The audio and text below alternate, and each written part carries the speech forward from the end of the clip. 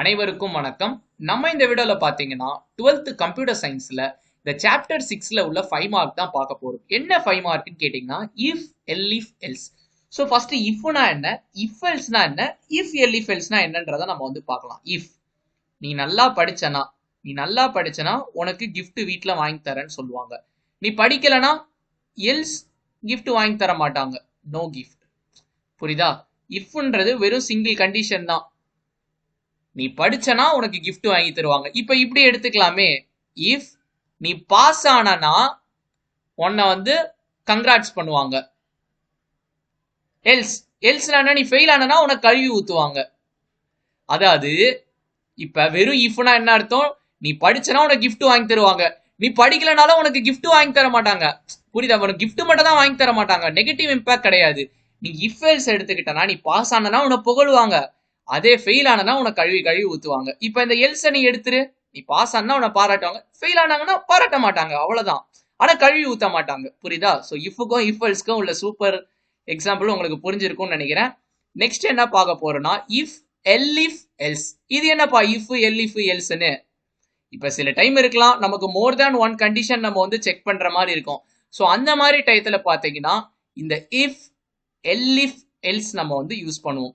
So உதாரணத்துக்கு எடுத்துக்கிட்டோம்னா நம்ம வந்து சிம்பிளான எக்ஸாம்பிள் நம்ம வந்து எடுத்துக்கலாம். So grade example. So grade example தான் பார்த்தீங்கன்னா உங்க புக்லேயே வந்து கொடுத்துருப்பாங்க. ஸோ அது பார்த்தீங்கன்னா ஃபர்ஸ்ட் உங்க புக்ல என்ன கொடுத்துருக்காங்கன்றத நம்ம வந்து பார்க்கலாம். ஸோ இஃப் பார்த்தீங்கன்னா இஃப் எல்இஃப் எல்ஸ்ன்னு சம் இது கொடுத்துருக்காங்க. இதெல்லாம் உங்களுக்கு கண்டிப்பாக கடைசியில் புரிய வரும். ஸோ நம்ம கடைசியில் ஒரு ட்ரிப் நம்ம வருவோம். ஸோ இதுதான் பார்த்தீங்கன்னா உங்களுடைய எக்ஸாம்பிள். ஓகேவா? நம்மளே கோட் பண்ணலாமா இவனுங்கள பார்க்காம?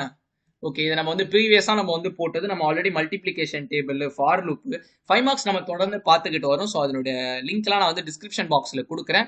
ஸோ அதை கிளிக் பண்ணி எல்லா 5 மார்க்கையும் இன்னைக்கே படிச்சிருங்க. ஃபர்ஸ்ட் வந்து ஆவரேஜ் பா.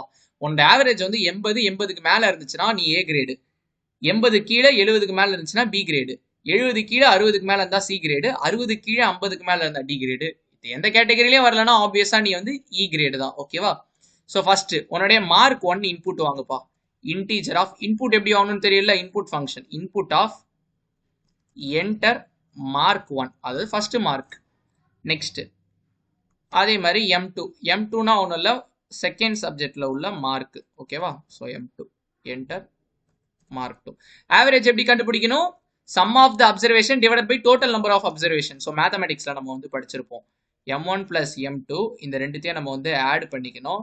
ஆட் பண்ணிக்கிட்டு அதை 2ஆல டிவைட் பண்ணிக்கணும். ஓகேங்களா? ஸோ இப்போ எனக்கு ஆவரேஜ் கிடைச்சிருச்சு.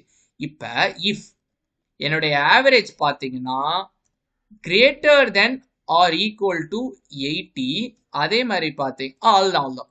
Greater than or equal to 80 இருந்துச்சுன்னா என்னது, நம்ம பிரிண்ட் ஆஃப் என்னது கிரேட் ஏ. ஓகேவா? அப்படி இல்லைன்னா நம்ம லைனா வரலாம். அப்படி இல்லைன்னா print of no grade A. It seems weird, right? A grade இல்லைன்னா கிரேட் இல்லைன்னு சொல்ல முடியாதுல்ல. பி கிரேட் இருக்குது, சி கிரேட் இருக்குது, அந்த கண்டிஷனை நீ செக் பண்ணணும்ல. நீ சாதா இஃப் எல்ஸ் எடுத்துக்கிட்டனா ஏ கிரேட் இல்லைன்னா உனக்கு ஏ கிரேட் இல்லைன்னு சொல்லிடுவாங்க. ஆனா நான் வேற கிரேட் ஏதாச்சும் எடுத்துருக்கலாம்ல. ஸோ அந்த மாதிரி டயத்துல தான் உனக்கு எல்இஃப் வந்து யூஸ் ஆகும். ஸோ எல்இஃப் பார்த்தனா எத்தனை எல்இஃப் ஆனாலும் இருக்கலாம். So elif is similar to if. ஏன்னா அதுல பாருங்க இஃப்னு வருது. ஓகேங்களா? ஸோ இந்த இஃப்னு இருக்க இடத்துல பக்கத்துல தான் கண்டிஷன் நம்ம கொடுப்போம். எல்ஸ்ல நம்ம கண்டிஷன் கொடுக்க மாட்டோம். எல்இஃப்ல ஏன் கண்டிஷன் கொடுக்குறோம்? It is also a if statement. Average is greater than or equal to 70. இன்னொரு கண்டிஷனும் செக் பண்ணோம். ஸோ and போட்டுக்கலாம். and average is less than 80. So ஆண்டோட இது என்னன்னா ரெண்டு கண்டிஷனுமே ட்ரூவா இருக்கணும். இந்த கண்டிஷனும் சாட்டிஸ்ஃபை ஆகணும், இந்த கண்டிஷனும் சாட்டிஸ்ஃபை ஆகணும். அப்படி சாட்டிஸ்ஃபை ஆச்சுனாதான் நீ என்ன கிரேடு, கிரேட் பிப்பா. ஓகேவா? Next elif. நெக்ஸ்ட் அவங்க என்ன கொடுத்துருக்கானுங்க, average is greater than or equal to 60 and average is less than 70. இப்படி இருந்துச்சுன்னா நம்ம என்ன கிரேடு, பிரிண்ட் சி கிரேட். ஓகேவா? இன்னும் ஒரு கண்டிஷன் கொடுத்துருக்காங்களா? யா, ஒரு கண்டிஷன் நமக்கு வந்து கொடுத்துருக்காங்க. நான் ஜஸ்ட் காப்பி பேஸ்ட் பண்றேன். எனக்கு greater than or equal to 50, less than 60, grade D. இப்ப இந்த எந்த கண்டிஷனுமே நீ சாட்டிஸ்ஃபை ஆலனாதான் நீ கிரேடி, அதாவது லாஸ்ட் கிரேடுன்னு வச்சுக்கலாமே. புரியுதுங்களா? ஸோ ஃபர்ஸ்ட் எப்படி இது ஒர்க் ஆகும் நான் வந்து சொல்லிடுறேன். ஃபர்ஸ்ட் ஒரு நம்பர் வாங்குறீங்க, இன்னொரு நம்பர் வாங்குறீங்க, ஆவரேஜ் கண்டுபிடிச்சாச்சு. எடுத்தோன்னே லைன் பை லைனா தான் உனக்கு பார்க்கும். ஃபர்ஸ்ட் இந்த கண்டிஷன் பார்க்கும். உன்னோட ஆவரேஜ் வந்து 80க்கு மேல இருக்குதா, 80க்கு மேல இருந்துச்சுன்னா ஸ்ட்ரெயிட்டா நீ கிரேட் ஏன்னு பிரிண்ட் ஆயிட்டு இந்த கீழே இருக்க எதையுமே பார்க்காது. அப்படி ஆவரேஜ் 80 மேல இல்லப்பா, நெக்ஸ்ட் இந்த கண்டிஷன் செக் பண்ணும். 70க்கு மேல 80 கீழே இருக்குதா, சரி நான் ஒரு 75 இருக்குதுன்னு வச்சுக்கோங்களேன், இந்த கண்டிஷன் சாட்டிஸ்ஃபை ஆகுது. அப்ப எனக்கு கிரேட் பின்னு எனக்கு வந்து பிரிண்ட் ஆயிடும். கீழே இருக்க எதையுமே பார்க்காது. இது ட்ரூ ஆயிடுச்சுன்னா அது கீழே இருக்க எதையுமே பார்க்காது. அது ஃபெயில் ஆயிடுச்சுன்னா தான் அடுத்த இது பார்க்கும். அடுத்த இது ட்ரூ ஆயிடுச்சுன்னா அது கீழே இருக்கிறது எதுவுமே பார்க்காது.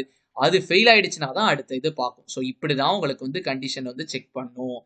இப்போ நம்ம எக்ஸிக்யூட் பண்ணி பார்க்கலாமா? ஸோ மார்க் 1 ஒரு 90 மார்க் எடுத்திருக்காங்கன்னு வச்சுக்கலாம் பையன். சப்ஜெக்ட் 2 ஒரு 80 மார்க் எடுத்திருக்கான்னு வச்சுக்கோங்களேன். ஆவரேஜ் என்ன வரும்? 80 பிளஸ் 90 எவ்வளோ? 160, 170. 170 2ஆல டிவைட் பண்ணு. ஸோ கண்டிப்பா பாத்தீங்கன்னா 80 மேலதான் வந்து இருக்கும். ஓகேங்களா? ஸோ அதனால எனக்கு பாத்தீங்கன்னா கிரேடியன்ட் பிரிண்ட் ஆயிருக்குது. உதாரணத்துக்கு நான் ரொம்ப கம்மியா நான் வந்து போடுறேன். ஒரு எது கீழே வந்தா கிரேடி, 50 கீழே வந்தா கிரேடியா? ஓகே, நான் 50 கீழே கண்டிப்பா வர வச்சிடலாம். ஸோ 49 ஒரு 48 ஆப்வியஸா கிரேடி தான் எனக்கு வந்து வரும். புரியுதுங்களா? இஃப் எல்இஃப் எல்ஸ் எப்படி ஒர்க் ஆகுதுன்னு இது உங்க புக்ல ஒரு சில பாயிண்ட்ஸ் கொடுத்துருப்பாங்க, அதை நீங்க வந்து பார்க்கணும். இப்ப ஸோ நான் சொன்ன பாத்தீங்களா, ஃபர்ஸ்ட் இஃப் செக் பண்ணோம். இஃப் ட்ரூனா இஃபோட ஸ்டேட்மெண்ட் எக்ஸிக்யூட் ஆகிட்டு டேரக்டா எக்ஸிக்யூட் ஆயிடும். இந்த எல்இஃப் எல்லாம் பார்க்காது. அப்படி இஃப் ஃபால்ஸ் ஆயிடுச்சுன்னா எல்இஃப் போகும்.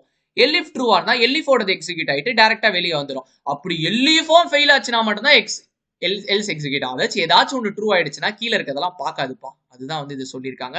இந்த சின்டாக்ஸும் அதுதான். உங்களுக்கு புரிஞ்சிருக்கும்னு நினைக்கிறேன்.